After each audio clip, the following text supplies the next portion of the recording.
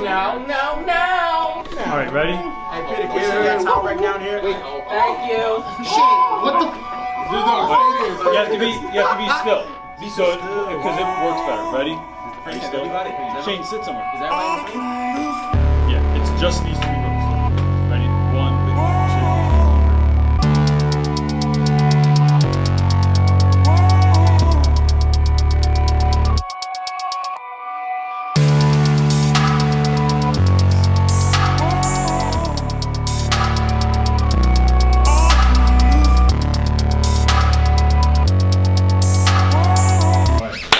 All right. Good. Everywhere you go, everywhere. This is not. Today's question is, what movie or TV show do you like that other people would be surprised to know? Welcome Back, Kotter. It's probably one of the best shows of the 70s, and I think that if I said that to a few people, and I've said it to Reynolds, he was just surprised because that's not even his time either. So that's just one show. I was busy being born when that show came out. Exactly. What's a movie that people would be surprised that you like? I'd say Goodfellas. For some reason, well, like it's not for some reason. I started watching Real Wives of Atlanta with my mom. So like, it's me and my mom's time. Why y'all laughing? That's me and my mom. That's my. You know what I'm saying? My Girl. With Macaulay Culkin? Yeah. Really? Yeah. I love that movie too, bro. Yeah, for real. I felt it at the end. So sad when the little. You remember say like, Yeah. where's his glasses? You know? Oh, She was in love with the teacher. So the movie we're talking about is what? My Girl. And why did you like this movie? I don't know. It It just was touched just- my yeah, heart. it was- Like it just touches your heart. And then when she got so mad at her friend, and he was just trying to help, and then he died, and she felt so bad about it. He died from bee stings. That's From deep. bee stings. That's Because he deep. was allergic to That's any way to go out. But he risked his life for a ring though. That's For real. true character. He was trying, like I'm saying. All right, I didn't see that My Girl reference coming. That got me. Here's what I'm just thinking about today. So I'm thinking about students that I have this year in 9th grade that are repeaters, that are coming back, that already had 9th grade last year. They didn't do well, and now they're back in my class again. Because a lot of times these kids are they're living a different kind of struggle, and we always say that they have that repeater face where it's just like they come in the beginning of the year and they kind of feel like this. And so I just thought I would throw out a few ideas of things that I do that might help any of you that are kind of dealing with kids that are repeaters, or even kids that like just had a bad year last year that could just help them out a little bit. So that's my main idea for this particular video. I think the first thing that you do is, whether it's now, whether school's been going on for a month or 2 months, whatever, you can still do this. But on that first day of school, ask those students at the very end of class, where there's like a minute left. I say, yo, can I see this person in the hallway real quick? You're not in trouble. And then once they're in the hallway, I just remind them like, look, whatever happened last year. Like there's no time machines. We can't go back and fix anything. But none of the dudes in the room this year have any idea who you are. So what can you do this year that's going to be different to help you succeed? And just that alone is identifying the fact that I realize that you're back. I'm not dogging you for repeating, but I'm saying it's up to you to make the choice, and I'm here to help you in any way that I can to be as successful this year as you can be. The second way that I really kind of deal with that is when I have those students, sometimes that conversation is enough and they do a really great job and they have a much better year than they did before. If not, it's important to just remember that you know that kid sometimes better than they know themselves. So if you start seeing patterns that are showing up again from last year, they're coming to class late all the time, they're forgetting their stuff, they are out of their seat, they're acting a fool, like whatever's happening, it's addressing those issues, but in a way that you're showing that you care. And again, you're not trying to like dog someone for what they're doing. You're just trying to speak that real rap to them so that they understand the repercussions of what is happening now. So in my class, that might look like I have a student that was in today that is late to class every single day. And there's always some excuse as to why he's not here. Like he was helping cleaning the dining hall. He was talking to another teacher. Someone took his notebook, whatever it is. And to me, it's finding a moment in class or outside of class or during lunch or wherever to pull that kid aside and say, look, I get it. There's always something going on, right? You're late for some reason.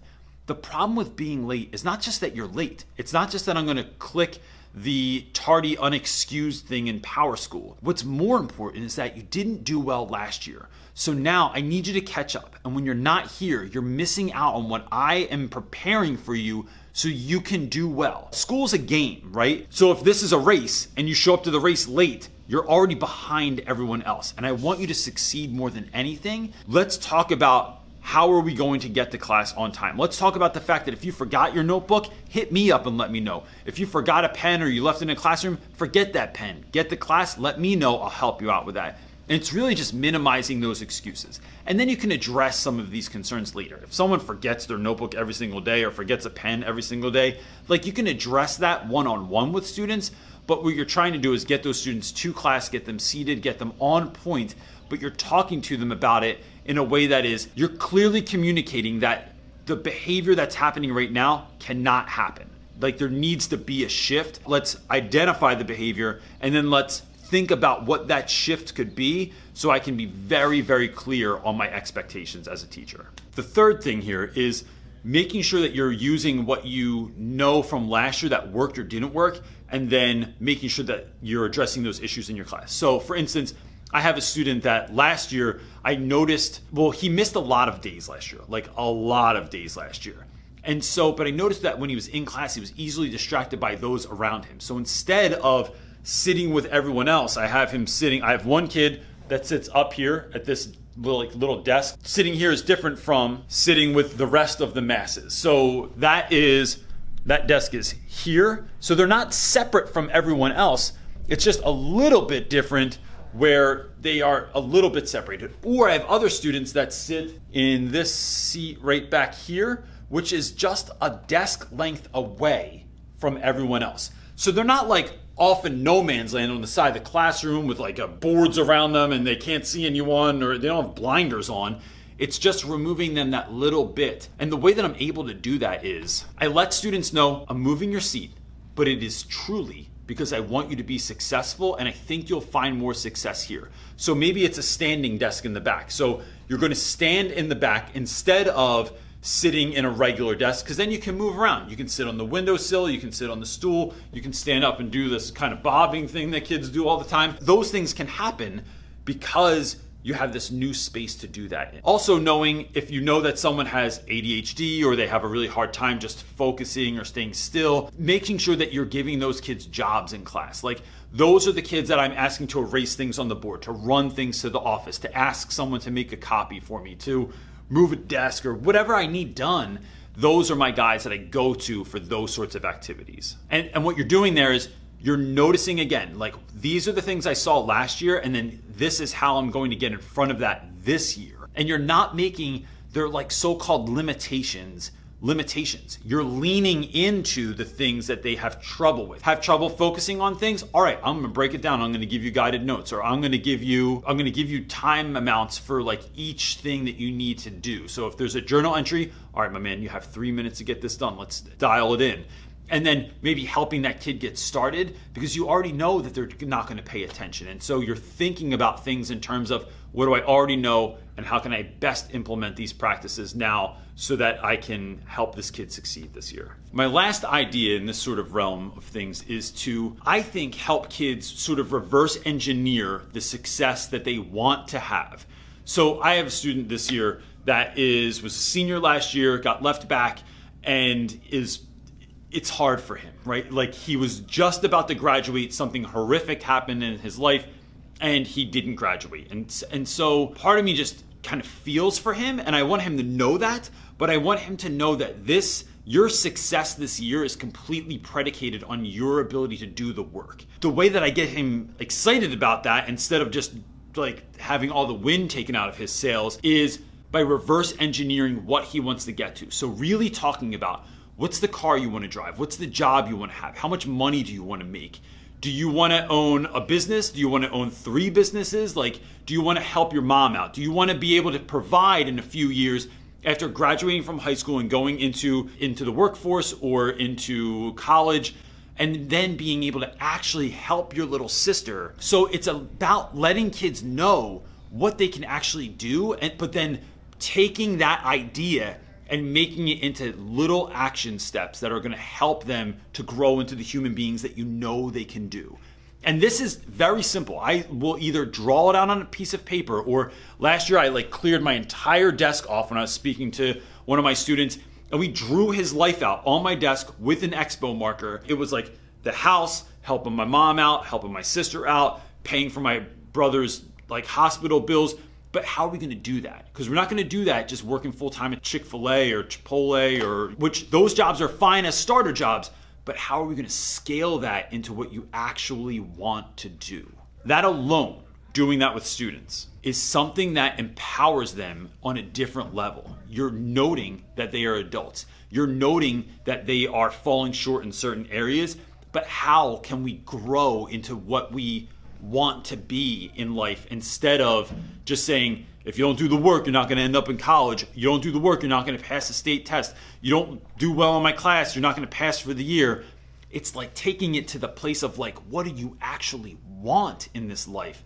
And then helping them reverse engineer that. And that goes over huge. So real quick, not to just hear it from me, but to hear it from my man DJ Dirty Kev and Snacks, I wanted them to kind of speak about what our relationship has looked like myself and those boys, and then what they learned from staying back and how that could possibly inform your practice as well. Kev, we've known each other for a long time. It's been a long time. How about you tell the Kevin Reynolds story?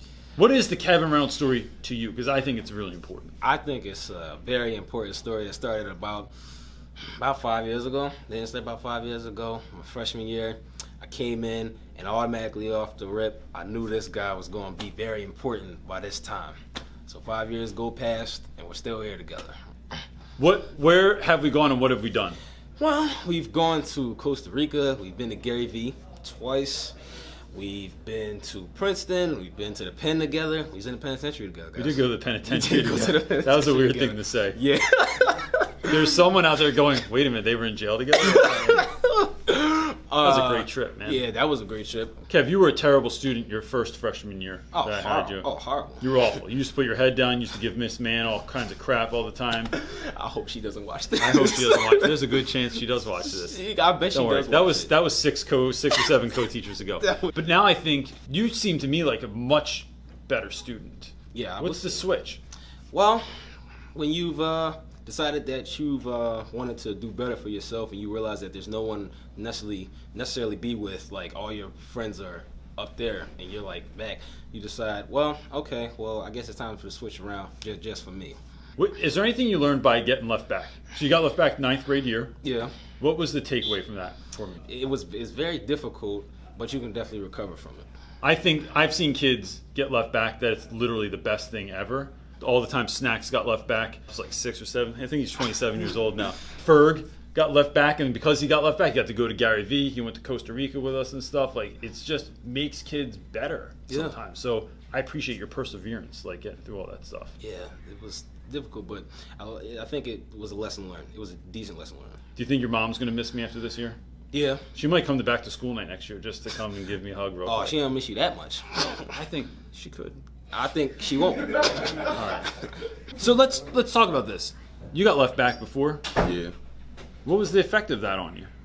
The effect, it took a toll on me, because it was dang, I got left back, because through the whole first freshman year, it was I was going through I ain't no way I'm gonna get left back, because it's in middle school it's so easy to get by, but in high school it's they not playing with us. So then when I found out I got left back, I'm dang, and I'm oh man, it really happened. So I was all right, I see now, I gotta be serious about this. Is there anything good that came out of getting left back, do you think, or not? Yeah, it is, because when I got left back, it was me, Kev, Big Time, Rob. I became cool with all them. They became some of my best friends. So yeah, I got real close with them. So look, I think it's interesting because I didn't teach your first freshman year, right? You did. You were in my class? Yeah. You just slept all the time. First I don't think I saw you. Your, I was who's this kid? Yeah, he didn't have a face last year. I was in your honors class. I only know that. Can I see the back of your head real quick? Oh, that's you. Okay, it's Max. But then I feel we didn't really get to know one another until we went to Belize together. Yeah. And then that was the best. Yeah, it was. It was oh my gosh. Max, we're not getting down. We were gonna have to stay up here. Oh, no, Reynolds, no. Here we are. That's how you get down the temple when you're afraid of heights. For real, yeah. One step at a time. Move. I think this was supposed to be Velociraptor, but I don't see it. Oh my around. god, this is not Jurassic Park. I'm telling you, it looks like Jurassic Park, doesn't it? Jurassic Park, yeah. Max keeps saying, this is Max, call him Snacks, keeps saying that everything is adorable and cute, which is Adorable and cute, it's bro. adorable and cute that Max keeps saying adorable and cute. That's what I'm saying. Yo, what's up, y'all? Hey, how y'all doing? There go Reynolds. I'm taking over now. Who else want to say hi? You want to say hi? Hi. He couldn't do it. I'm recording. Talk. You see, I'm talking. You see, I'm talking. No, you're talking to me. I'm talking to everybody. What are we about to go see, guys? An animal. An animal? Is it a Velociraptor, Reynolds? Humans in there, I don't know. It was the best. Like, that trip was awesome. It was. So, what would you tell teachers that if they had the Max of his first freshman year? Is there anything you wish people knew about you and kind of like could have helped you more? For my first freshman year, I didn't like, I was cool with it. I was like, I'm real nice. So like, if you like talk to me, I'll like be cool with you. But like, I just saw these teachers that like, people that like got to teach me in class. I wasn't really cool with none of them. Mm-hmm. So I was just like, I was just there, you know what I'm saying? And they would like on parents' night, they would tell me, Max, you gotta do this, get better at this. I'm like, all right, I hear that all the time, but I don't know you, you know what I'm saying? So getting to know you would have helped? Yeah. I think you're right, and I don't know that that's the truth for every student, but I think for you, definitely knowing who you were, getting to hang out like in Belize for like all those days, like did definitely shift that. So, all right, Snacks, good luck this year, man. Thank you. Yes, Snacks. Those dudes are both literally the best. Like, they drove me nuts their freshman year, and they are such a reminder to me that the work that we are doing as educators is that we are really planting seeds. And some of those seeds are going to sprout up quickly, and they're going to be beautiful, magical, amazing flowers or trees or bushes or whatever they are. And I just did refer to students as being bushes. I don't think anyone really wants to be a bush.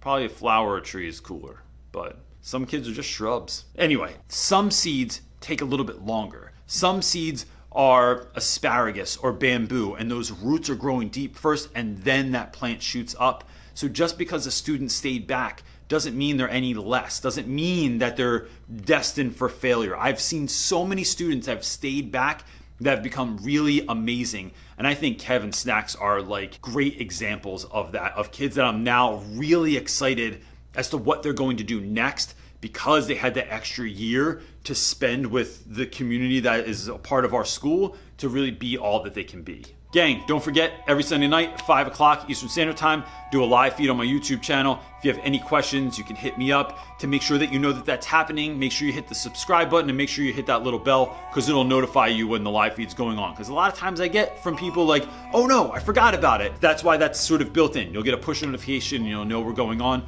Drop your question in the question section. My wife just goes in and pulls them out, and then we answer them. Try and be as much service as we possibly can to help you be the greatest teacher this year that you can possibly be. That's it, everybody. Peace.